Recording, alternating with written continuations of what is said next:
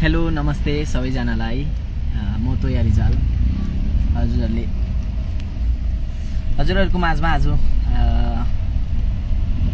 दुखी भएको थिएँ तर पनि आज म तपाईहरुको माझमा एक दुईवटा कुरा गर्न मन लाग्यो सो त्यसले गर्दा तपाईहरुको माझमा आएको छु।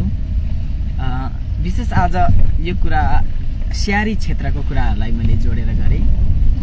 मैले स्याहारी क्षेत्रमा सुनेको थिएँ लाम्टा सरले यस्तो गर्नुहुन्छ उस्तो गर्नुहुन्छ धेरै राम्रो कामहरु पनि गर्नुहुन्छ भन्ने कुराहरु सुनेको थिएँ। विशेष आज के भयो भने आजको एउटा सानो घटना म तपाईहरुलाई प्रस्तुत गर्न गएँ। आजको घटनामा तपाईहरुको आज मेरो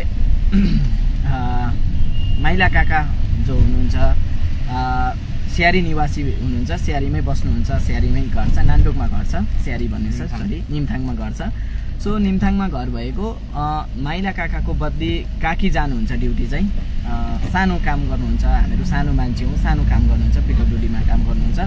सो त्यसले गर्दाखेरि उहाँ जानु भएको थियो। उहाँहरुको चाहिँ मेरो माइला काकाको आफ्नै छोराछोरी हुनुहुन्न, जति छौं हामीहरु हौं अनि मेरो भाइ छ, भाइ हो मेरो काकाको छोरा। हामीहरु दाजुभाइको परिवार एकजना जस्तो मात्रै छौं, हामीहरु धेरै छैनौं, एकदम सानो परिवार छ। अनि त्यहाँनेरि आज के भयो त भन्दाखेरि आजको इन्सिडेन्ट बारे मलाई एकदमै दुःखको समयमा राम्रो के लाग्यो भने एक्सिडेन्ट भयो भनेर सुने। एउटा स्कुटीले हिर्काएर एक्सिडेन्ट भएको थिएछ। अहिले त्यो केसको लागि हामी जाँदैछौँ जान त। तर के भयो भन्दाखेरि चाहिँ अब एउटा मजाको कुरा चाहिँ के लाग्यो भनेदेखिलाई जस्तै एक्सिडेन्ट भयो, एक्सिडेन्ट भएपछि त्यहाँनेरिको जो जहाँनेरि ड्युटी गर्नु हुँदै थियो त्यहाँबाट उहाँलाई उठाएर ल्याइएछ, हस्पिटल ल्याउनु भएछ, STNM हस्पिटल है।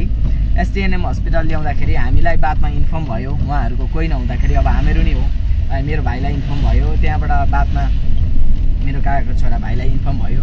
त्यसको बादमा उले मलाई इन्फर्म गर्यो अनि हामीहरु तुरन्तै हामीहरु पनि गयौं। जति बेर थाहा पायौं हामीले थाहा पाएर अलमोस्ट अलिकति टाइम त लाग्यो हामीलाई पुग्न, हस्पिटल पुग्न। अनि हामी पुग्दाखेरि चाहिँ हामीलाई के खुसी लाग्यो भने त्यहाँनेरि चाहिँ पर्टिकुलर त्यहाँनेरि चाहिँ को हुनुहुन्थ्यो भन्दाखेरि त्यहाँको वार्ड पञ्चायत प्रेसिडेन्ट हुनुहुन्थ्यो। एउटा मैले यति साह्रो खुसी लाग्यो जसको कोही छैन, जसको केही छैन, तर पनि त्यस्तो समस्यामा चाहिँ स्याहारी क्षेत्रका व्यक्तिहरु चाहिँ यति साह्रो राम्रो मान्छेहरु हुनुहुँदो रहेछ। भन्नुपर्दाखेरि मेरो आँखामा आँसु आउन सक्छ तपाईहरुलाई है, म यो बयान गर्न सक्दिन। उहाँलाई एकदमै आन्तरिक हृदयबाट धन्यवाद है मेरो तर्फबाट अनि हाम्रो परिवारको तर्फबाट पनि। अनि आँखामा नि आँसु आउन सक्छ। उहाँको त्यहाँको पञ्चायत प्रेसिडेन्टलाई पनि एकदमै धन्यवाद है।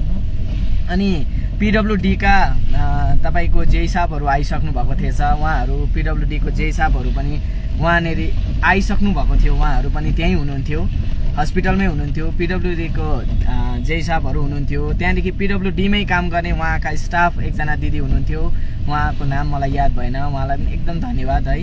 उहाँ जे सबैजनालाई धन्यवाद। अनि विशेष गरी त्यसमा पनि अझै राम्रो कुरा के भयो भनेदेखिलाई चाहिँ लाम्टा सरलाई चाहिँ एकदमै हृदयबाट धन्यवाद पनि अनि नमन व्यक्त गर्छु। लाम्टा सर तपाईलाई, तपाईको सुनेको थिएँ, तपाईले त्यसै एक्लो व्यक्तिले त्यसै जित्नु भएको होइन रहेछ जस्तो लाग्यो मलाई। आज म एकदमै तपाईलाई म व्यक्तिगत रूपमा त्यस्तो डरलाग्दो चिन्दिन हैन, तपाईले पनि मलाई चिन्नुहुन्न, तर पनि म तपाईसँग एकदमै आभारी छु, तपाईको ऋणी छु। आज चाहिँ मेरो आफ्नो काकी हुनुहुन्छ, काकीलाई त्यस्तो पर्दाखेरि चाहिँ तपाईहरुले ल्याएर त्यति साह्रो राम्रोसँगले कोर्डिनेट गरेर जनकल्याण प्रकोष्ठको कुरा गर्नुहुन्छ भने जनकल्याण प्रकोष्ठको एकजना साथी हुनुहुन्छ, उहाँलाई म राम्ररी चिन्छु है। उहाँ पहिला सोशल मिडियामा हुनुहुन्थ्यो, स्याहारी कन्स्टिट्युएन्सी हेर्नु हुँदो रहेछ उहाँलाई पनि एकदम थ्यांक यू सो मच है। तपाईलाई पनि, तपाईहरु सबैजनालाई हामी भन्दा अगाडि, हामी परिवार पुग्नु भन्दा अगाडि तपाईहरुको उपस्थिति थियो अनि तपाईहरु परिवार जस्तो भएर हेरिदिइरहनु भएको थियो। तपाईहरुलाई चाहिँ एकदमै